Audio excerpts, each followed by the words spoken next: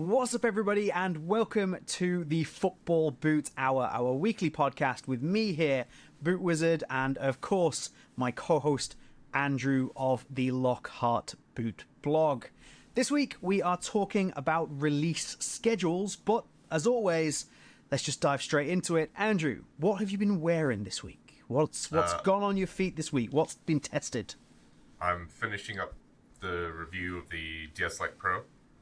Nice. And my son actually wants to play football with me today, so I'll get a good run around in these, and hopefully I'll have that review up tomorrow. Today. You almost said today.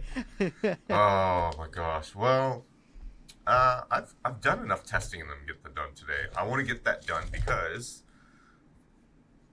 I also have the Ultreza 3. Nice. To review. Yeah, which Noah Kavanaugh beat me to it to review again. These, but again, I'm the Japan boot reviewer and he's beating me to Japan boots, but you know, what it is. He's not even in Japan. He's not even in Japan. Like yeah. The man's in Australia and he's kicking your ass. He is. Oh man. He kicks all of our asses, to be fair. Oh, so true, so true. I literally just put out my Yamatokyo review, my Adler Yamatokyo review. Speaking of Japanese boots, that went up a couple of hours ago. By the time you see this, it'll be up a couple of days. And yourself and Noah, I shout you both out right at the beginning. And for obviously reviewing the Adler. Oh, you're in the video a lot. I use all the clips of stuff that we filmed when you were actually over here. Nice. So because I referenced the Yatagara shoe a lot as well.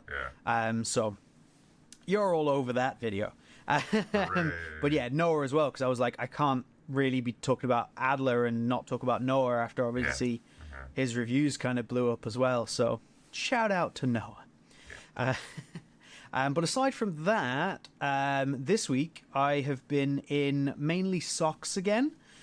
Because I'm getting my review together. Next week, we're going to have a review of the Teqnigrip GripSox. Nice. And that handily all ties together because we would like to introduce you to the very first Football Boot Hour sponsor. That's right, Teqnigrip GripSox have sponsored this episode of the Football Boot Hour, meaning that they are actually giving you stuff. So we're not getting anything, but you guys, y'all are getting stuff. You're getting stuff. So they're kind of sponsoring you, the viewers. Anyway, so there are 5 pairs of Teqnigrip GripSox to be given away from the company themselves, along with a whole range of discounts. And all you have to do is go down into the top pin comment or into the description and click on the link there, put in your information, and you will be entered into the draw to win yourself a pair of Teqnigrip GripSox or a big discount. I think discounts all the way up to 50%. Nice. I've been testing the socks myself for quite some time. I've actually only been speaking to them for the last couple of weeks regarding this, but I've been testing the socks for quite a while, and they're such interesting socks because there's no actual like silicone grip or anything. It's a woven yarn, like a grip yarn that runs through the sock. So the closest thing I can think of in terms of tech is like the old Nike GripSox that use a similar tech to that, but these are a little bit thinner. It's a really interesting tech. I really enjoy the socks. So get subscribed to the channel to check out the review next week. And get entered to win yourself a pair of Teqnigrip GripSox. Thank you very much to Teqnigrip for offering this to all of you guys. That is huge. Yeah. We obviously can't thank you enough, and obviously we're passing that on to you guys as well. So Teqnigrip GripSox sponsoring the Football Boot Hour. Yay. Woo! So with that, we will move on to what is always our second section of the podcast, which is we're going to rank the new releases. Honestly, I thought it was looking a little dicey this week because I was like, we're not going to have any releases for the first time. But then we had a few drop all at once. So where do you want to start? What's your favorite of this week's releases? That's a difficult call, actually. Yeah. I will say, just for the pure nostalgia factor, like the double whammy, probably the Pentoff Little Oro Panini collabs. Yes. Yeah, that is like, you know, I like when I lived in the UK growing up, and you probably did this too. You trade stickers, you fill in the albums. Of course, at the time it wasn't Panini; it was Merlin. Yes. For a long time. Yes. But Panini obviously has been in and around the game for forever. So it's not like overly complicated or anything, but just a nice little touch on the tongue and, little details like that. Absolutely. They've done it on, I think is it 2 boots? They did it on indoor and then on the Lazzarini. That's like the main one. Yeah. And it's just basically a football sticker on the tongue. And I love it. It's so good. Do you know what? This is so stupid, right? But this is my favorite thing about the boots is the name. They're called like the Got Need boots. Yeah. And I'm just like, that's genius. Oh my gosh. Like if you were there, you had to be there basically. Yeah. If you know, you know. But yeah, you'd be stood there in the playground and like people would be there and you've got this big wedge of stickers of all the players. Big rubber band around it. You're flipping through at lightning speed. Lightning speed. You're like, and the other person stood there going, got need. And then you pull that one out. And then you'd be trading. You're like, okay, I want that shiny. So I'll trade you 2 of these for that one shiny. Oh, that's nostalgia at its best. That is. Did you ever go to any of like the swap meets? I didn't know. I kind of wish I did, to be honest, but I never did. Did you? I went to one. Okay. And that was pretty cool. But for the most part, at school, it just got everything I needed. Wow. Yeah. That your school had a lot of cards, and I think the only one I ever completed was a Merlin one, maybe 96, maybe slightly earlier, something like that. I completed one of those, but I never completed any others. I didn't complete any of them, but like I always tried to make sure to get certain players or certain teams. I think the 99 2001 for the Premier League, I think I got all of Derby. Nice. So that's pretty all cool. that mattered to me. That's all that mattered. Yeah. Absolutely. And sometimes that was it. You were going through like got need, and you were like, oh, I just want that card. Like I'm not actually too worried. It's just that particular card that I want. I suppose we should rank it before we get too nostalgic. I assume we're both going in the same direction with this, and we're just going to put it top tier. This is great. Yeah. The name, like it's very simple, sure, but it doesn't have to be amazing. No, like not sorry, it doesn't have to be like overly rambunctious or anything to like be. I'm sure in a different way, they could have like maybe sticker blasted the entire upper, but I like the simplicity of it. Yeah, I agree. I think they could have ended up going with almost like that the Puma newspaper headlines and just done it with stickers all over. But I appreciate that it's just a white boot with a fold over tongue and a sticker on the front of it. That's brilliant. So yeah, top tier. Top tier.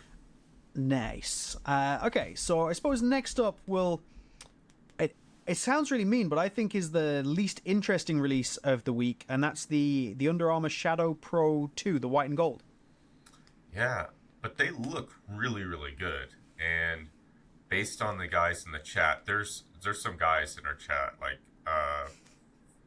Footloose Boots. Footloose Boots. Yeah, check that guy out. He does some interesting content. He loves those boots. Yeah, him and Julio, Boot Maniac. And Boot Maniac too. They're just like, new colorway, hell yeah. Yeah, these lads are crazy. So I wonder if they're behind me. There they are. They're just here. They're bright yellow things just over there. Yeah. That's the Shadow Pro 1, which I had no intention of buying until these two basically went, buy them, buy them, buy them. They're so good. Buy them, yeah, buy them. Yeah, you should definitely get them. Oh, they're amazing. Blah, blah, blah, blah. I caved to peer pressure so badly on those. So there will be a review coming. And then, to top it off, this week, haven't worn them, don't have them in hand yet, but what did I buy? I bought a Shadow Pro 2. I didn't buy the white and gold ones. Oh, no, I didn't. No. Okay. Well, the reason I didn't get the white gold is because I found a pair of the purple white ones, which I'm not even sure were a general release. No. Some other time we'll talk about, well, we might even get into it today, Under Armour's release schedule and how messed up it is. But anyway, I found a pair of those on Vinted, which is like a reseller site. I suppose you sell all kinds of your old stuff in the UK and a few other European countries. I found a pair on there, brand new for £40. So I just bought them because I was like, wow, that's a review. Yeah. And it might keep Julio and everybody off my case. Yeah. To be fair, the white gold almost seems like you shouldn't wear them. Now, don't get me wrong. If I got a pair, I would absolutely wear them. But they, like, I do really like the designs of, especially the Shadow Pro. Maybe not so much the magnetic. Boot. Yeah. But, you know, I like that shade of gold they used, and they just seem like a boot like you get, and you're like, oh, I can't wear these. They're too nice. Yeah. Look at the gold. Yeah. Do you know what? I'm going to get it in early. Do you know what else I felt like that about was the black, white, gold Nemesis.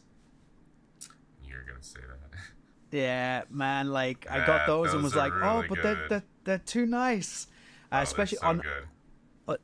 Especially in the plus model, the laceless, because it had the full like half off all the way up. Yeah. Like, it was a terrible boot, that plus. Terrible's harsh, but it wasn't good. But that colorway was beautiful. Oh, it's so good. It's one that I no longer have in the collection. Fool. I'm a fool. Where do you want to rank the Shadow Pro 2? I'm gonna put it in crate. Yeah, me too. I haven't tried the boot, but based on looks. Well, that's essentially how we rank these every single week, isn't it? It's based pure based on looks. We've never had them. And the yelling we'll get if we don't put it in crate, right? Oh, could you imagine? Oh my god. Oh, we should just put it in awful just because, just to spite them. It's great. We should have set this up like before we even started, where we started with the Shadow Pro and just slated it, slammed it, and put it in awful. Hammered. Just hammered it and stuck it in awful, and just to see what happened. So you know what? We did this the other week to the Texas Cleat Collector. If you want to go to Footloose Boots or Boot Maniac, drop them a message and just tell them how much you love or hate, which would be funnier, the Under Armour Shadow Pro. Please do. We'd enjoy that a lot. If you don't follow them, go follow them. And just the first thing you do is message them. Be like, I think this boot is rubbish. I would love it if they just got a whole heap of like follows with immediate messages that just said, this boot's terrible. Like, that would make me very happy. And for all intents and purposes, it seems like a really good boot. Like, the people I've seen who have reviewed them. And the Shadow Pro 1 is decent. Like, I like the Shadow Pro 1, and I don't think the 2 is too far away from that mold. It's obviously an update, but not too far away. But yeah, let's put it in great and not get shouted at on Sunday afternoon. Which leaves us with the oddest release of the week, which is the Predator Stormzy release. So Predator obviously gone into collaboration with the artist Stormzy to create not just a boot, actually. I suppose we'll get onto that in a second, but a boot. But they only released from one retailer in Spain, and nowhere else has released them yet. Yeah. And odd. Yeah, it's really odd, because like out of any place you'd think they'd release at like Adidas UK first. Right? Stormzy. Release at like Pro Direct London or something. Like, how do you not like immediately have a huge like? It's Stormzy. How do you not immediately have like a huge launch just for that? My immediate thought when this happened was that Football Emotion, the place that released them, have effed up. Like, they were not supposed to release this boot when they did this early, and they've messed up. But that was like a good few days ago now, and Adidas haven't course corrected at all. They haven't gone and let other places release or told other places to release. Other places have said nothing about it, but Adidas have done additional promo of like around these boots. So they had a big event, and at that event, as pointed out again by someone in our chat, I think it may have been Justin, Texas Cleat Collector, that there wasn't a single pair of that colorway of Predators at this event. No. So a lot of people playing things like that, loads of Preds, none of those. They're black and green for anybody who's interested. I'll put a picture up on screen, of course, but there are a few people who obviously listen and don't watch. Audio friendly. Audio friendly. So yeah, they're kind of a black and an all black base with a green accent. Imagine putting green accents on the blackout pack, basically. Yeah. And then Stormzy and Adidas have partnered together to create, I can't remember what they've called it, but it's essentially a whole facility. Like football. Yeah, football facility in Croydon, I want to say. London. In London, to allow essentially young people the opportunity to have more access to facilities, play more football, things like that, which is amazing. The whole thing is a place to hang out. Yes, that was a big part of it, wasn't it? A place to go. Yeah. Sorry, go ahead. I was going to say, and that all ties into this. I don't know if charity is the right word, but organization as Merky FC, which is aiming to promote diversity and inclusion in sports, and just giving people, young people, a place to go and an ability and access to things like football pitches. Now that's incredible. Yeah, that's awesome. Where are the boots? Yeah, I want the boots, and I do wonder if maybe part of the reason we don't see anything from the boots yet is maybe some of the, like, a certain amount gets kicked back to the organization or something, and they're trying to figure out how to go about doing that as a launch. Yeah, there's some kind of logistical or back office issue. There's a bean counter where this has all gone wrong. It's an interesting one. I don't know. I don't have the answer. But I think for the actual ranking, I think this boot, the concept is incredibly cool. I fully support this idea of, especially that facility being built in collaboration with Adidas. I think that is amazing. And I have all the support for that in the world. The boot itself, I'm not that sold on. Really? I like the kind of graffiti style of the Merky FC on the tongue and everything. And I think it's a cool shade of green. Okay, I'm gonna just have a small rant about the green, okay? Because like there's nothing actually wrong with the green. Okay. It's that a lot of so this is this bugs me, and it's such a wild, unnecessary thing that really bugs me. But loads of places that were reporting on the boot, I will use footy headlines as an example because I like to point out that they get things wrong all the time. The color that they've listed going through it is Volt. It is not Volt because Volt is a Nike color. Like, there is no such thing as Volt if it is not a Nike product. It's like it's electricity green if it's Adidas. That one is solar green, but yes, like there's that one's solar green. No, but they do have an electricity green. They do. Palette. You're right. Yeah. But I'm so lame. I looked it up as to what exactly that particular shade was. But that one is the solar green. It's not Volt. Stop calling it Volt. Like, I don't. Obviously, your average person, that's fine. It's a way of describing it. But like, you're supposed to be some kind of news Boot Wizard outlet. goes on a rant about a specific color palette for like very specific a good shade 2 minutes.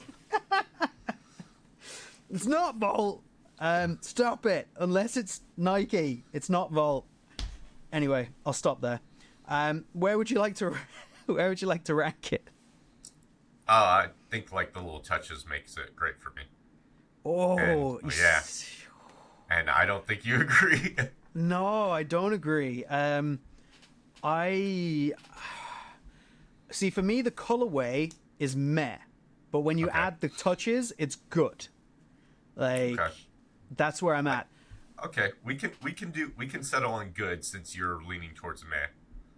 Okay. I was gonna say the only other way that I could be convinced to put it in great is the overarching concept, like Yeah. when you're adding the facility and the charity, well, the organization, all that kind of stuff. If you're adding all that in, by all means, great. But as Yeah. a pure, I'm looking at it, good.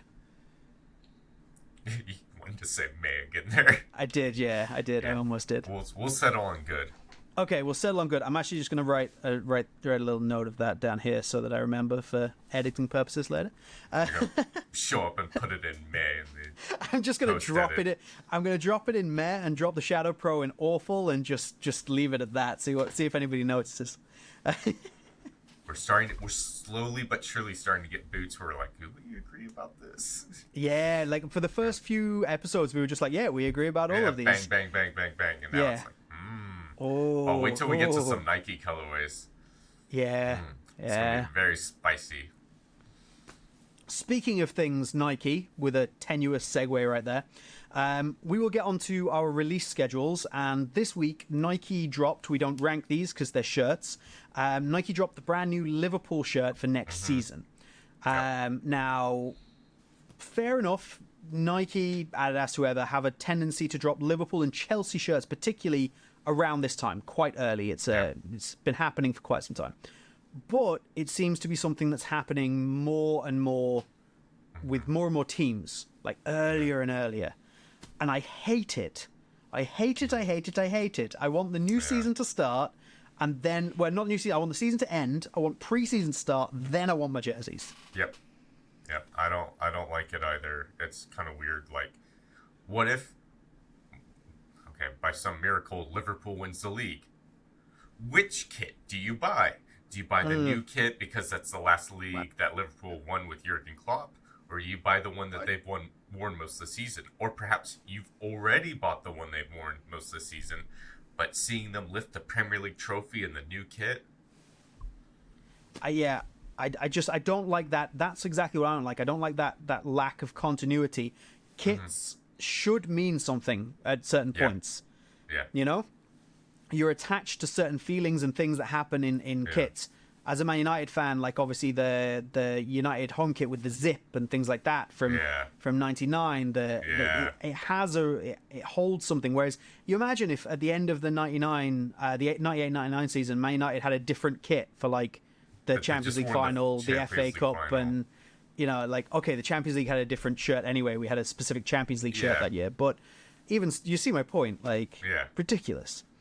But that's not really what we want to talk about. The shirt looks quite nice, by the way, despite being a Liverpool shirt. It's not bad. What we want to talk about is a similar concept, but with boots. So we'll start with this idea of boots being released or announced ages before launch. And we have a perfect example very recently, the new Mercurial. Like, that isn't coming for quite some time, and we already know exactly what that's going to look like, and even a good amount of the tech details. I need your thoughts. I just need to know what you think. Like, what? How far out of whack is this? It's not like Nike hasn't pulled this kind of thing before, but they didn't make people wait as long. Like when they in 2014 when they started doing the Flyknit collar, they showed them off. But it was such a big deal that people were like, they built up a lot of hype around it. Now it's like, I mean, we talked about this before in another episode. Like, they're just like, oh, by the way, here's our new Mercurial. No idea when it's going to be released, but here it is. And it's like, oh, so it kind of feels like even though like it looks like some of the design team worked very hard to make it look like special or unique and stuff, but they just kind of seem like they just sent it out just to die. See, and it seems to me that with the Nike release in particular, how Nike internally still view football boots maybe not as a priority, because that to us is a huge deal. A new Mercurial launch is a massive deal. We get every couple of years, and it's such a huge boot. That's a huge deal. And they launched it with just like here's a graphic. And the only reason they did that was because it was part of a pack of things that all have the same colorway. Yeah. And they were like, we'll just chuck the Mercurial in there. Kind of like an Olympic pack, too. Yeah, that's what I heard, that it's for the Olympics, which, again, to release it this early and be waiting for the Olympics is madness. Yeah. I mean, to be fair, Adi did theirs like a week or two ago, but they didn't technically have boots in it. Even though you can see a Crazy Fast in the lineup, that's not what they're going with, apparently. I might have missed that. Yeah. Okay. So there's it's kind of snuck in there. Nobody's talked about it. Yeah, I didn't even see it. Yeah. I saw it on like one graphic and on nothing else. So. Okay. But yeah, interesting. Nike coming out and saying, okay, here's a new Mercurial. And then just kind of no fanfare. But, I'd understand one thing if it's like, okay, the launch is next week and we've already laid the groundwork. But now it's like they've shown off the new Mercurial and, perhaps leading up to it, they'll make a bigger deal. But it's just so, like, is there any hype for that? Do you feel like there's hype for that boot right now? I think there was hype the day that graphic came out, because everyone was like, oh my God, new Mercurial. Yeah. And I genuinely don't think there'd been a leak of that exact colorway. We'd seen whiteouts on feet of people. So there was no leak, and that was very cool for it just to be there. Yeah. But then, like, there's only so long you can hold on to hype for. Yeah. And several months is way too long. The hype for that boot is going to be dead before it begins. Yeah, I mean, to a point. It's still Mercurial, but it's still a Mercurial. It's still Mercurial, but at the same time, like, I'm really interested to see what kind of strategy Nike goes with now that it's already out. Are they gonna just all of a sudden in summer just have a massive blast and try and get in that way? But it's just, especially for Nike, it's so weird for them to just kind of say like, oh hey, here it is. Because we've said many times, Nike, a company that makes shoes but actually just a marketing company that happens to make shoes, is the statement, isn't it? And they just seem to have flubbed the marketing on this. Yeah, it's just I don't get it. It's very unlike Nike.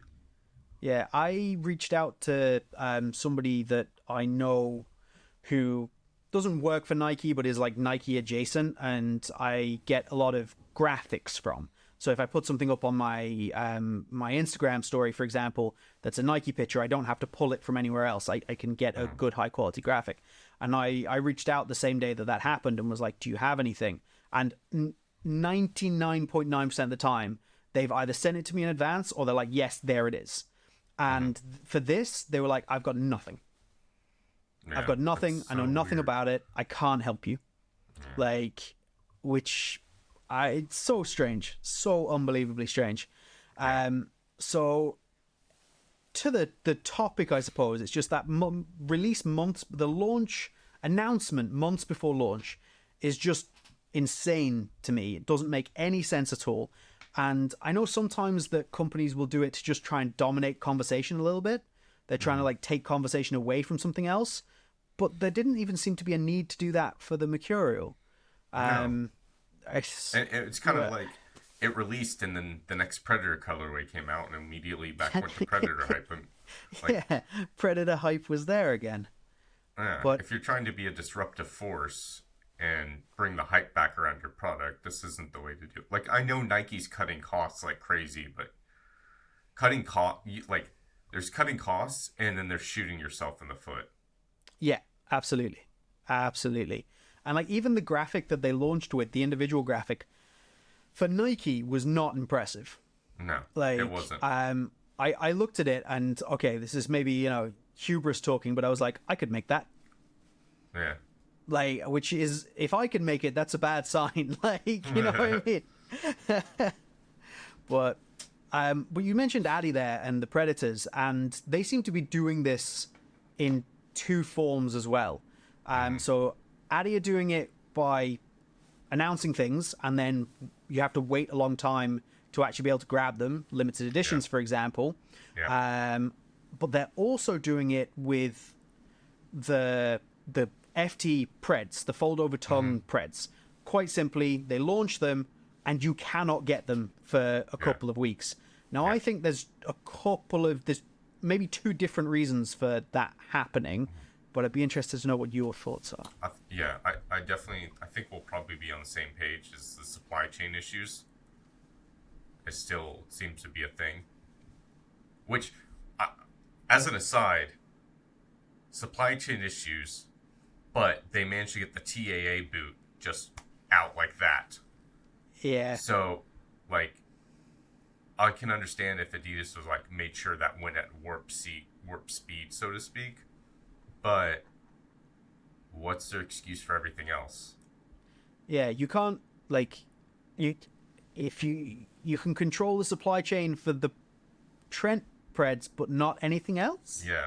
Like, yeah. And yeah, I agree. I think the fold-over tongues, a lot of it is supply chain. That's simply how it is.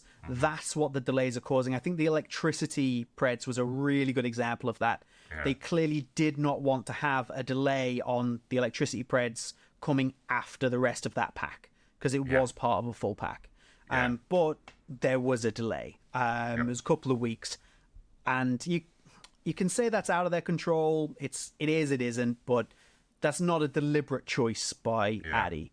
But then the alternative is, of course, something like the Pred 94 that released, launched, like we ranked it last week, and then it launched this week. Now that's a deliberate choice, obviously, to launch it, announce it, try and build some hype, and have a launch date so that everyone has time to join particular raffles and things like that. They know what the date is, they know what the time is. People can get on and get involved. What are your thoughts on that versus just drop it out of the blue and see what happens? I would still rather, especially if it's a limited edition, I'd rather see them do the whole, like, release it 1 week. You've got a raffle, which, by the way, the raffle didn't really work. Because nothing Adidas has done with the launch of any of these Preds that works. I love the 94. Like I said last week, I put in a raffle. I didn't even get a notification. They're just gone. Yeah, they just weren't there. I put it on my story. They're already selling for like 6-7 times the retail price. Yeah, I've seen them. Like, I don't know if they're selling, but I've seen them at £1,000 plus. And the only other Pred I've seen go that high is the Predator 30. That went up around those levels as well. So me, who didn't want them, ended up managing to order several pairs. Pairs. Now, please don't hate me. Do like the video, not dislike. Subscribe. I got them for other people who were unable to get them because something had happened. So they're going to people we know in the US. So they were unable to get them because soccer.com sold out. The raffles were broken, like yourself, things like that. And then there's a couple of lads who are like, I found a couple of pairs on a certain site that I like to use that has very positive effects for me, that I'm not revealing my secrets. I managed to grab a couple of pairs for friends of ours. So they'll just be being shipped off. So I'm delighted that they ended up in the hands of people who really want them, and not in the hands of resellers and such. Scalpers, basically. It's not even like, from what I've seen, like, there are some resellers in Japan, but from what I've seen, what I found on here, it's just random people. Yep. It's not even people who have like fully established profiles or have a history of doing this. It's just random people who managed to win the raffle or like, oh, good, I can now go sell these. So it's Yeah. definitely become like the sneaker market in that way, where your average punter translate across your average person, your layman. There we go. That's the phrase I was looking for. Is just buying stuff to just flip it. Yeah. And I get why your average person wants to do that. Yeah. And I suppose it's almost not as bad as the people who are trying to do it for a living because they're actively trying to rip people off. But yeah, like you say, your average punter, your layman can now just do it as well.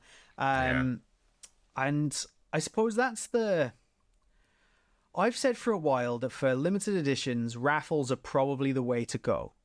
But this release probably proves that it made slim to no difference. Yeah. Like, there's still not boots ending up in the hands of the people that actually want them. Yeah, I mean, other than the pairs you managed to grab for some of our friends, I have not seen anybody who is actively trying to get a pair. Josh Chassel has got his pair. I think Josh, not to out him, but I think Josh has hookups. Yeah. But it's only because he has the hookup. I haven't seen a lot of people who are out to get that boot been able to get their hands on the boot. I've spoken to a couple today that got them. It's weird, like it's been more. I've had more people tell me they were able to get these than were able to get something like the original colorway FT Preds when they came out. That's wild. Like I've actually had probably 3-4 people say, "Oh, I managed to get the 94s," which is interesting that you have an inverse experience, because what I was actually going to ask was, do you think, and there was a report somewhere that there was 1,994 pairs, right? Yeah. Did J-Mike say that? There just seems to be a lot more than that floating around. Yeah, there does. Like, 1,994 seems to be a questionable number in my eyes, based on the number are on resale sites, the number of people I know got them. I'm not sure if that's accurate. Yeah, it could be one of two things. It could be that it's not accurate, or it could be that we suck at visualizing how much 2,000 pairs of a boot looks like. Yeah, well, I've got about 10% of that behind me, so times this by 10. Yeah, that could very much be true. It might just be like maybe more people have put them up for sale this time. There's more people trying to flip them, and obviously it's completely luck, the number of people who've got in touch with me and such like. But so I think overall with the releases, we're saying that for limited editions, we like the announcement, release later, as long as it's not too far of a window. Yeah. What do you reckon the window is? Like, perfectly. A max a month. Okay, see, I think that's too long. Really? So you do like a week? A week. This Pred 94 release, that's me. I'm like, it's coming, there it is. It's gone. Move on to the next thing. Yeah, exactly. Well, I'm only saying a month because in my dream world, where boots are allowed to live, so to speak, and they're not constantly being, swallowed by other releases. Mm-hmm. You can do a month and people can get excited and they can line up outside a store when they release. You know what? That's very fair. If we had the ideal scenario, which I think we will talk about just now, actually, then a month makes sense. In our current world, a month definitely makes sense. A month is too long for me, because I'm like, there's going to be 6 other releases before that, 6 after that, and it's going to get lost in the shuffle. I'd say a week. Speaking of which, like Puma did that Ultra. Oh, with the carbon fiber sole plate. With the Ultra 7, did they call it? Yeah. Yeah.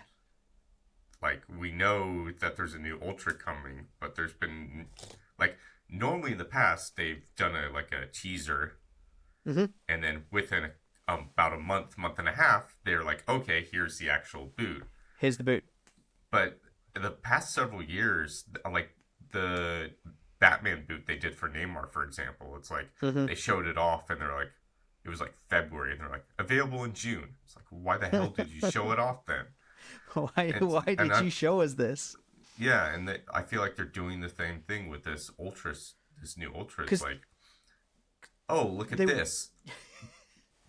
But by the way, we don't even have a release date announcement for what's coming. Yeah, because that particular boot, there's like, obviously the report was there was only 10 pairs to be released. That didn't release either, did it?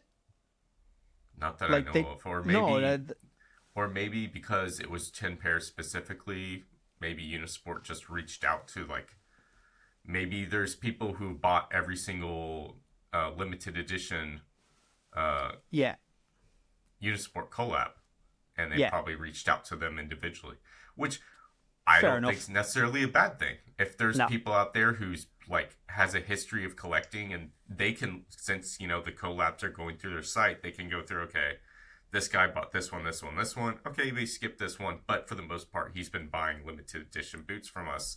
You can reach out to them directly and say, like, hey, do you want to buy these? If the answer is no, you go on to the next person. Yeah, I'm not against that, especially if it's that limited. If it's like 10 pairs, I'm like, and you can look and see, oh, I have somebody collecting Puma limited editions from our store. I wouldn't be upset if that was the case, if they reached out to people and done it that way. That would be cool.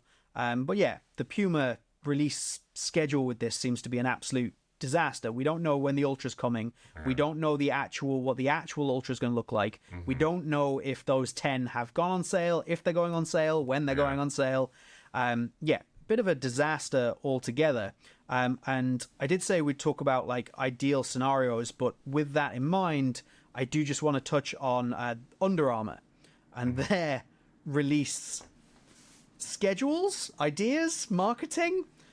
That's just, what is that? Okay, so basically what happened was Under Armour, was it May of 2008? I want to say, when they first started, and they had a big marketing budget. They did what Nike did with the original May Street. They drove a huge truck around the U.S. Okay. And we're doing like testing. Like, we had an event with them, like about like 2 weeks before launch, and we got to test the boots and everything. And they did pretty good for the first couple of years, and then Under Armour as a brand collectively was like, we'll make boots, but we're not going to give you any marketing at all. Just zero. Okay. Yeah. And what limited budget they had, they spent on like Trent today. On Trent and a few other players. And they're slowly coming back and slowly starting to get more marketing budget. But even now, you can kind of tell they're like dipping their feet in the water and saying, like, okay, does this work? No? Okay, well, let's try something else. Because you see colorways go on the feet of these limited pros that they have. Like I say, I'm not 100% sure this purple colorway that I bought actually got released in the Shadow Pro 2. Correct me if I'm wrong. Footloose Boots, Boot Maniac, correct me if I'm wrong, you'll know. But just yelling at the screen right now. They seem to have them on the feet of pros and then they don't release. Or they do release, but so far down the line that we've forgotten they existed. They released them like literally 6, 7, 8 months later. This colorway just appears. Under Armour, honestly, they're similar to Concave in that respect. Concave do something, like the Jesse Lingard boots, for example. Concave do a thing with Jesse Lingard. Like 2 years ago, right? Now? Right, at least a year ago, surely. And they have he's got his own logo with Concave, all this stuff. It just never happened. Like they Mesut Ozil, they had boots with Mesut Ozil. Oh, they're actually released. They're actually out now. They're on Unisport and they're on Pro Direct. No way. Yeah, that's such a good example of what I'm talking about. It's almost like 2 years ago, and they redid their AccuStrike technology and everything, which that's fine. But it's like, they had these players training in these boots, or here's a boot we made for them, and it's like, okay, is this going to be released? Is this just for players? But yeah, like I was just on Pro Direct earlier this week, and I was just scrolling through new boots because because every once in a while they'll drop a Pantoffelid Oro boot in there without announcing it. Yeah. And yeah, I saw that and I was like, what the heck? Wait, this is a real product? You can buy this? You can buy this? But like, I just think that if Under Armour and Concave could just sort out just organize their release schedule and what they're offering and how they're offering it and when, just have a damn release schedule, they'd be so much better off. Well, make boot, market boot, on feet of pros, sell boot. It's not that hard. Yeah. Like, and if you're not at the point where you can sell boot, don't market boot. Like, I do like. I think it's funny because Mizuno did a training thing recently. Okay. And in the video, Sergio Ramos was wearing a blue pair of Alphas. Right. But they haven't shown off that they're releasing a blue Alpha yet or anything. Yeah, I was going to say, we haven't seen that. No. And before then, I had gotten, like, several messages like, hey, when's Mizuno releasing another colorway of the Alpha? There hasn't been anything for, like, 6 months. And it's just like, yeah, that's Mizuno. And it's almost weird, and like, how they're doing it with this blue colorway. Like, they should have come out and said, like, okay, this blue colorway is coming, which I'm sure will be around we'll probably have like a June release for the Olympics or something. Yeah. Even though the Olympics is a bit later, but that will be their summer colorway. But yeah, it's just kind of funny that, like, Mizuno is still kind of on the other end of the scale when it comes to releases. Like, we're going to release colorways and you're going to like it, you peasants. And we do. And we do. But that's the thing with Mizuno. They are at a point where their boots are so revered and so as wanted that they can get away with it. Yeah, like, Concave and Under Armour cannot get away with that. They need to be, like, sorting their crap out. Mm-hmm. Anyway, let's move on to a little bit on our perfect schedule. Now, we spoke about this last week, but I think we can definitely get more in detail of it. I put a little reel up on my Instagram, which also is on Andrew's Instagram, where we kind of answered a question about our perfect number of releases every year. It actually got a lot of traction, a lot of people interested in that, a lot of people talking about it. So let's see, can we put together a perfect schedule? Like, what would you do? Say you're Nike, so you're one of the big two, you're Nike or Adidas. What would your ideal schedule look like in terms of numbers of releases for, say, the Mercurial? No, let's just say the Mercurial, number of releases, when they'd release, which ones are special editions or limited editions, and what, like, player colorways have you got in there? Can we build like a 12-month schedule for a Vapor? Yeah, that's pretty easy for me. June. I knew you were going to say that. I knew you were just going to be like, I could do this in 2 minutes. It's almost as if I thought about this for years. A June launch for the launch colorway, a secondary colorway in August, player editions coming in September. Okay. Next colorway in probably for early January would be best, and then do another one in late February. There you go. Because then obviously sprinkle in a limited edition or two in and around that time period. Like, maybe do one in March and maybe do another one in October. You've got the whole year covered pretty much. Done. Job's good. So your limited editions, would you also have your player colorways in there? So like your signature boots? I could see maybe bumping up to 7 colorways a year and giving a player limited edition boots like their own window. So like their own signature boots. Yeah. June, August, September. September being for the player boots when the season's really gotten going. And Yeah, then, not so doing anything till December. yeah, so you launch in June, second colorway in August. Once September's going, you maybe do a player colorway. Then January you have your next colorway, whatever that might be. Because as I learned recently from you and Tom, Del Air Football, goalkeeper, January is actually quite a big month for a lot of it is. a lot of territories. Like, it's not necessarily, obviously I follow the Premier League calendar, but January is actually a huge month for a lot of people. Then one in February for the end of the season, for that kind of transition. And you got another one in March for your kind of end of season. And if you want to squeeze another like special edition or limited edition in there to make it 7, do that in October. Jobs are good.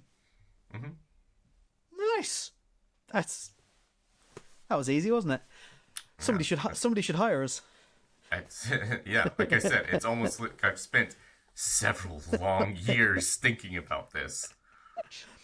Let us know your ideal release schedules down in the comments. What people think. I would love to know what your ideal. So pick one boot from one company and just plan out when each boot would release, whether you have a limited edition, a special edition, anything like that. I would love to see some plans. If there's some really like good ones, I'll see if we can read them out on the podcast at some point. But I think that's a great idea, and anybody who wants to share, please do. That would be excellent. And while you're down there, of course, do remember to enter for the Teqnigrip GripSox competition. Yeah, see if you can pick yourself up a pair of free GripSox or very, very discounted ones. And genuinely, sorry, go on. Go ahead. Finish. I was going to say, and genuinely, I'm going to give something away here. If you've stayed until around the 50th minute of the podcast, I will reveal my secrets. Obviously, if you've watched any of my videos, I rank GripSox on my tier list. The very top being Foot Fetish. God knows why I decided to call it that. Then it's Foot Spa. Then it is Nike Crew, Cheesy, and Moldy. Yeah, I just remember my own tier list. These particular GripSox go into my Foot Spa category. So if you've seen my tier list, my big one that I'm doing, there's not a huge amount of socks that get up into those top 2 categories. So I genuinely think it's a very, very good sock and well worth checking out, especially if you can get them for free or on discount. Yeah. Shipping is currently amazing. I think if you're in the US, shipping is actually free if you are in the USA. Nice. And a large portion of our audience is in the USA. So do enter that where you can. Sorry, I cut you off. What were you going to say? The moment's passed. It's The gone. moment is gone. I'm sorry. No, I thought of apologize. a release schedule of another boot, even easier. Go on. The Copa Pure. I've got the Don't perfect release release it? schedule. Yeah, don't. just a calendar that just has "don't" written in like blood across it. So like, if you were just while we're talking, like, obviously release schedules, obviously we've spoken about numbers of silos before and thinking that brands should maybe like reduce them. Swing So- the X wildly. Yeah, so Adi have the Pred. They obviously have to keep that. Then they've got the Crazy Fast currently, which obviously will become whatever it becomes. That's their speed boot. They've got to keep that. The Pure is nonsense, and they clearly don't know what on earth they want to do with it. So that goes. Do you leave it at the Pred and the Crazy Fast? Yep. Do like reinvent the Copa Mundial, yeah, and then you don't. It's that, And then you don't. It doesn't need that many things to quote unquote upgrade the boot. It really doesn't. You can keep it timeless, but slap a new sole plate on the thing. Just for the love of God. Take that sole plate, keep the design, and just, any sole plate technology from the past 40 years it's been out. Put that on there. Do you know what I'd be tempted to do? Like, obviously in this ideal, fantastical world that we're generating, right? So you got the Pred, you got the Crazy Fast. I wouldn't reinvent the Copa. I would have that boot release as a special edition. So you got a special edition, limited edition, this updated Copa. And then, obviously, that means you've got no more like heritage style or leather boot line or something like that. Just do exactly what Adi have done with the Rotero Preds. Stick a fusion skin, release a couple of fusion skin options. Obviously, more than one that we've got with the Pred because it's clearly in demand. But have at least 2 of your releases be your fusion skin options with like good availability. The key to this is that you have to have good availability. You're reducing the number of colorways, which is an absolute necessity, but you have to be able to have good availability. And if you're doing more limited editions, then you can make them pretty limited. You can do 1,000 pairs, you can do 2,000 pairs. That's completely fine. That's what I'd do if I was Addy, I think. And then you've only got two silos. Addy, give us like a call. that. Yeah. On the phone, we've just worked out how to potentially make you less money. But they'd be saving a lot more money. And better yet, if they are committed to being environmentally friendly, we're helping with those goals. There you go. We are helping you with all the things. All the things. All the things. Again, let us know down in the comments exactly what you think of that. And speaking of comments, we have some questions. So we will get through a few questions today. As usual, we are not running overtime yet. We are running close to time, so we will not get through all the questions, but here we go. If you do have questions, you can message me at BootWizards Boot Reviews on Instagram, Andrew at Lockhart Boot Blog on Instagram, or leave them down in the comments here. Yes, indeed. Okay, so let's get into this. So Tio.krl wants to know the best sole play on a boot suited for all surfaces. AG, FG, SG. That's tough enough. That's quite tough. If you didn't include SG, it'd be easier. For multiple surfaces, these work just fine. Like, it's a very basic sole plate, but you don't need to go crazy.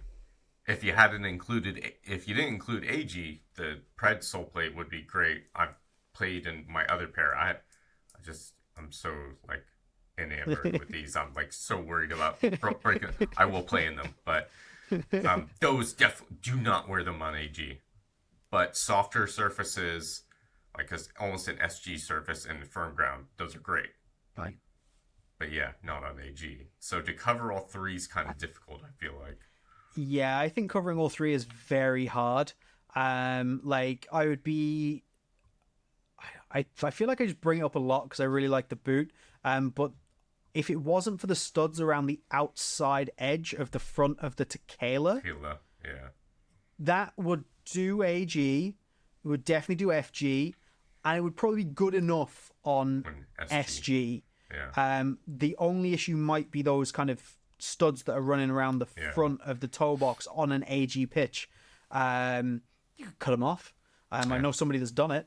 But yeah, that's probably my answer. It's a tough one, but that would probably be my answer, which seems to just be my go-to answer at the moment. Davs80, I'm pretty sure we've had this before, something similar at least. My nephew has the widest feet known to man. Way to throw your nephew under the bus. Right. What are boot options for him? You always have good wide foot options for people. Yep. The Adler, anything in Adler, basically, because their uppers are really wide foot friendly. And I would say New Balance 2E stuff. There is Asics, actually, the DS Lite Pro. There is a wide foot variation of this, and it is wide. There's a wide foot Hummel that's available in Japan. There is a wide foot Mizuno. That's also only available in Japan for some reason. But those are pretty good options. Asics in general as a brand normally is a bit more forgiving in terms of width. I think for the main brands, there's not really a lot right now. No, like so firstly, the answer is go and read Andrew's review of the DS Lite Pro, which will be up by the time this podcast goes live, and then go and buy those in a wide fit based on his recommendations at Lockhart Boot Blog, lockhartbootblog.com. So that, but then the New Balance wides obviously make a lot of sense. That's the way to go.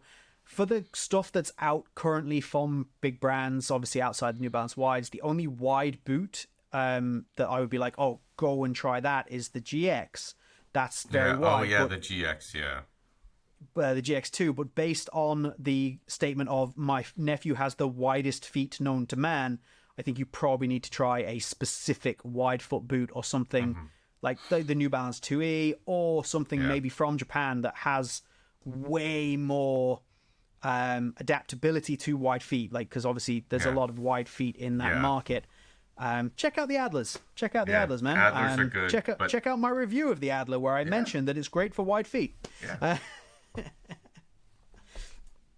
Okay. Let's do one more and see if we can actually get close to finishing on an hour right here. Okay, I like this question. It's not football related, but I like the question. Person who has commented many times. Thank you very much for always following and watching the channel. Would like to just know our favorite memory of football. I think that's a really nice question to end on. I need to figure out which one is my favorite. Okay, I will go first, and I'm going to pick two. So the first one is kind of cliche for a Man United fan. It's the Champions League final in 1999. I was still reasonably young. I'll have been 14 when that happened, but I still to this day remember exactly where I was sat, exactly how it happened. I remember that vividly. And that was the first time that like a football match made me emotional. Like, I'd enjoyed watching football before, and I'd like by emotional I don't mean like happy, sad, you know what I mean? That like made me feel things. Yeah. That was intense. So that, and then a much more recent one, and I think it will be very difficult to top this, although it may come in the future with my son, was England women winning the European Championships at Wembley, because I was there. So that makes a huge difference. I was actually in the stadium when that happened.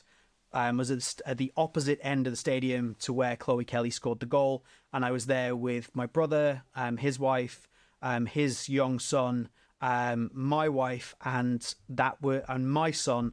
When my son was, I can't remember how old he was. He was less than a year, I think.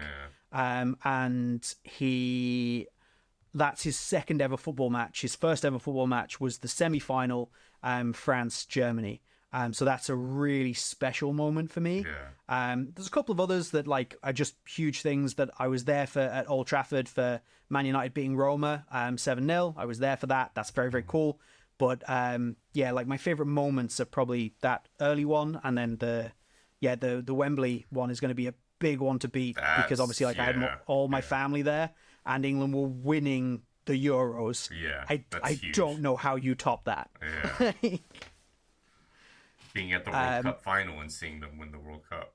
Yeah, like that's literally maybe with like my son being a bit older, and when he's older, he's still only 2, but when he's older, if he understands a bit more, and I'm at something with him and my wife, and it's like a World Cup final, then maybe that does it. But that's where I'm at. It's very special memories for me. Very, very special. God, I love football. I have a very specific memory of that United final in '99. Okay. So I was at a boarding school, and we had nightly prayer every night. And it was 1-0 to Bayern. And it was like the 85th minute. And the head of our dorm came in, and he said, "I'm sorry, I know this match is important, but God is more important." So he came in, turned off the TV, I said, okay, let's do prayer time. And like half the prayers is like, I want United to win, blah, blah, blah. Turn the TV back on. It was 2-1. So we missed both goals. Oh, man. Yeah. And it's just unbelievable. Like I remember the TV turning off, turning back on. It's 2-1. And Beckham's running around like a madman and everybody else is just dead.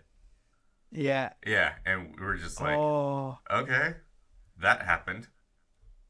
But did that like affirm some kind of like, belief in God and the fact that you all just prayed for a United win and it happened when you turned the TV back on? No, I wasn't predicated on that, Nah, not happening. No, my first thought was, oh God, these United fans are going to be insufferable for a while, even worse than normal. A while. We've been insufferable about that night for the last, 25 years now? Yeah. Memories for me. I think I've got like 3. Okay. The first one is actually involving me playing, and that was the first year my high school, the third high school I went to in the States. It was the first year we had a football team, and we won state championship. And I scored, nice. I scored both goals in the final, and that's cool. That was like nobody took us seriously at all. I remember in the lead up, because like they had like the semifinals and the final in the same area, like it was just like a tournament, and we were running around the hotel playing hide and go seek, leading up to both matches, and all the other teams were like using the gym and stuff like that, and so it's like nobody took us seriously, and then we rolled up and won the whole thing. Love that. Oh, it was brilliant. Another one is Derby beating Nottingham Forest 5-0. And I remember being at home watching the game, and we were 2-0 up, and I had to go to work. And I was like, oh, I'm not missing the rest of this match. They're not going to put it on at work. They're going to have a Premier League match on. Yeah. So I called into work and was like, I'm going to be late. Derby are playing. And that's all I said. And then, watching them win 5-0 against the biggest rivals was massive.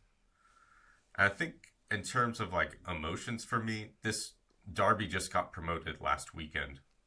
I was just about to mention that as well. You must be pretty stoked on that. That's pretty emotional. I haven't seen, even when we got promoted to the Premier League, I've never seen that kind of emotion coming from the fans, the supporters as a whole. And like for me personally, like the club nearly didn't exist a couple of years ago. I was going to say, I assume that's because the club nearly didn't exist. You got relegated, you had all the points deductions. Mm-hmm. So like for this promotion so soon after that must mean so much to you and your fan base. It's huge. It's absolutely huge. I mean, we were a week away from being wound up. That's crazy. Yeah, and to go from that to now having, like, we're still rebuilding a lot. The academy's still being rebuilt in some ways. We lost so many academy kids for, like, peanuts. But the fact that we got promoted, we had kids in the academy play match in, match out. Next year will be a bit rough, but, we're there. And it's just kind of proof that the club is still alive. We haven't faded away. So I think that promotion last week was just a massive outpouring of emotion. I have not seen the supporters celebrate like that, I don't think, ever. Amazing. Yeah. So that was huge. That is incredible. I love things like that. Sometimes we forget with all like the VAR and all this nonsense that goes on with like, players' contracts and all this stuff where we all get kind of down on football. There's the reason we watch it is moments like that. Yeah. It's things like that for our club that make all the difference. And it's the same no matter what team you support up and down the leagues. Like it doesn't matter. It's all the same feeling, and it's all the same reason we watch football. I'm getting emotional thinking about you. That's amazing. Even I'm gonna now I'm like kind of getting, yeah. my chest is getting a bit heavy, and Yeah, I would wear my Rooney Derby jersey next week. Apart from if it's this cold, if anybody hasn't There's no noticed, way. I'm wearing like 3 jackets. You wouldn't know anyway. But I think that will have to be us for today. As always, we have run over our hour, because this is. Let's with the football boot hour is it's a target, not a necessity, isn't it? Yeah. But that's where we are at. Thank you very much for listening. Yeah, Do go and get involved with that Teqnigrip GripSox offer we are doing. Thank you so much to Teqnigrip for sponsoring, well, you, like I say, not us. Yeah. And really, please do go and get involved and share that everywhere that you can, as well as sharing us everywhere that you can. Andrew, would you like to tell people where they can find us and say goodbye? Yeah, just real quickly, I would really love to know some people's football memories as well. Oh yes, I love that'd be hearing lovely. this, whether it's you playing, it's you watching, you know. There, just as a side note, and I know we're way over, there's a Derby supporter who had terminal cancer.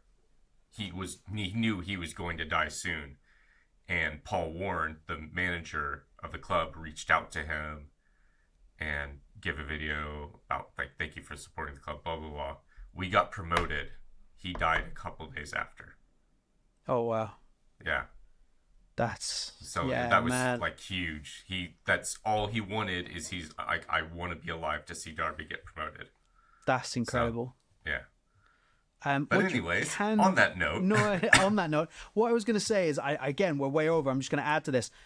What you can do, if you would like, and this could be a whole podcast episode, if you're able to record yourself, like just grab your phone and record yourself telling me what your favorite football memory is, we can play them in the podcast, and we can kind of have a chat about them as they go through. So if anybody wants to do that, I'm obviously not forcing you, but if we get enough of them, we can put them in. We put you into the podcast and share your favorite football memories with us. Even if we don't do a whole episode, we could share them at the end. We've obviously got very emotional talking about ours there, so please share yours with us at Lockhart Boot Blog or at Boot Wizard Boot Reviews on Instagram. Definitely a good way of doing that. And share the podcast, and appreciate y'all watching. You can find the lovely Boot Wizard at Boot Wizard Boot Reviews. And here, this is my channel. Get subscribed. And this is his channel. If you are watching this and not subscribed, I don't know what you're doing, but please subscribe. And I guess please watch the Adler video. That helps him. That helps me. Please watch his sock review videos. The man is going insane. And you can find me at seriously. You can find me at Lockhart Boot Blog. I should have the DS Lite Pro video up soon, or not video. God, I'd die if I did video. But blog, the review, it should be up soon. So look forward to that. And thanks for watching. As always, we greatly appreciate the support. Thank you very much. I'm going to end that now because we are nearly an hour and 15 minutes, and God, we're bad at staying on time. Let's go. Bye, everybody. Bye.